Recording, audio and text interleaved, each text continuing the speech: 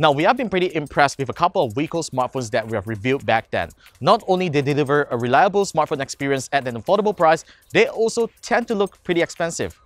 This is the Wiko U Pulse, which is the latest Wiko collection with a totally new and different design, and it is announced back in Mobile World Congress 2017. It is currently now in Malaysia, and I've been using it for the past 2 weeks. I'm Warren for KLGadgetTV, and this is my review of the Wiko U Pulse.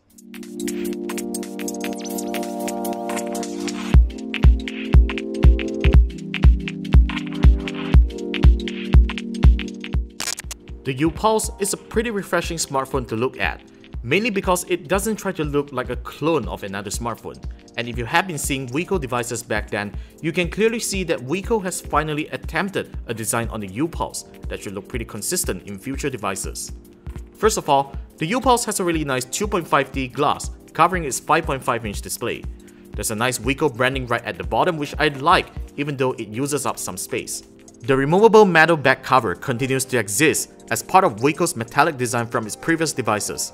It sports a brushed aluminum paint job, which is available in 4 different colors. They are also available for purchase if you would like to swap them.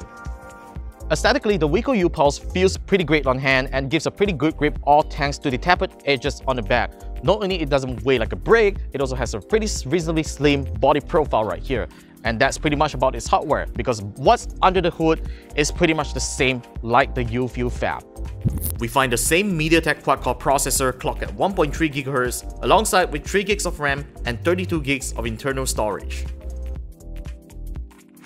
The U Pulse's display isn't much of an upgrade either. The 720p display is slightly brighter with 500 nits of brightness and less reflective than the U Fab. It still has great touch response, which I have no issues performing multi-touch gestures and typing. On a side note, the U Pulse's loudspeaker is a surprisingly loud one, and audio playback through earphones sounded great.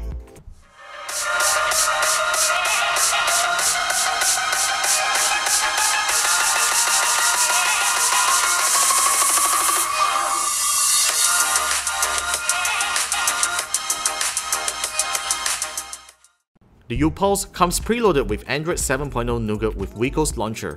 I used to mention in my previous Wiko phone reviews that this isn't my favorite software UI, though it should work fine for the average user. There's very little customization that you can do on Wiko's software. Apart from having a sorting feature that groups your apps into folders, you can apply themes and change how the icons look like. Even though the software provides an app drawer, it is kind of redundant because you can't remove app icons from the home screen. However, there are still useful features in the software, which includes securing your apps and files with your fingerprint, smart actions, and gestures. Overall, I do appreciate that Wiko has kept its software light and bloat-free. However, I also hope that they could add on some useful functionalities into its launcher. Otherwise, just use the stock Android launcher. Most Wiko smartphones we have reviewed in the past hardly comes with an impressive camera. The U Pulse's main camera takes 13 megapixel photos and does a couple of tricks, including a super pixel mode that oversamples images up to a 52 megapixel resolution and time-lapse. These features work just as advertised, but when it comes to camera performance, the U Pulse has shutter delays which can easily cause blur when shooting fast-moving objects. Autofocus is sometimes inaccurate, and there are occasions that it didn't focus on the spot that I wanted. Fortunately, colors and sharpness turned out to be fine, and Wiko should be able to fix up the flaws with a software update.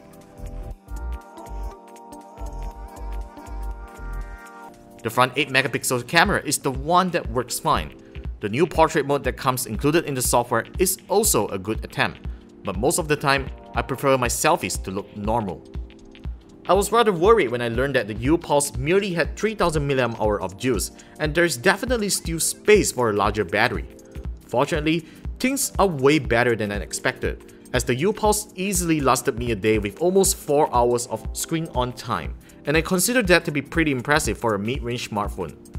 The U Pulse also delivered solid LTE signals throughout my review period, and voice calls sounded loud and clear on the other side.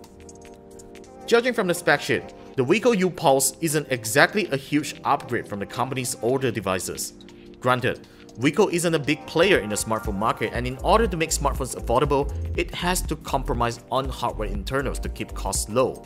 However, what the U Pulse truly delivers is a solid hardware design, a huge display, and camera features where many smartphones aren't able to achieve at a price of 799 ringgit.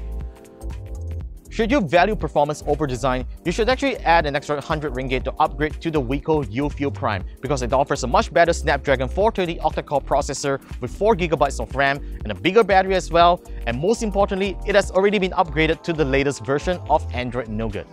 So that's it for my review of the Wiko U Pulse. Be sure to subscribe to our YouTube channel for more weekly tech videos just like this, and also do read up over at KLGadgetGuide.com for the written review of the Wiko U Pulse. Once again, I'm Warren for KLGadgetTV. Follow us on social media, and you can follow me as well with the handler The Warren Lee at most major social media platforms. I'll see you again in our next video.